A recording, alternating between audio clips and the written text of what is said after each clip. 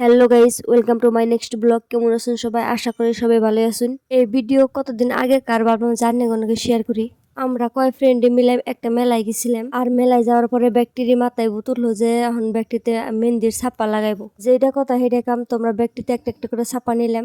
তারপরে গেলাম কিছু কিনবার নিগে, আর দোকানে যাই সব পছন্দ হয়, কারণ আমরা সিরিপ লাঞ্চে সব বস্তু পছন্দ হলে তার নেন যাবো না। তারপরে ওন থেকে আহিন অন্য দোকানে আসছে, আর অন্য দোকানে আয়া দেখি যে বড় নাগিনে ছোট নাগিন রে ধরে রয়েছে।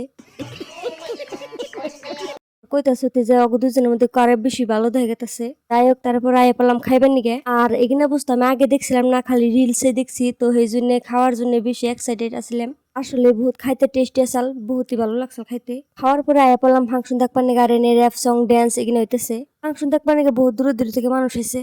তারপরে সিঙ্গার উঠলো, আর সিঙ্গারের গান শুনেন।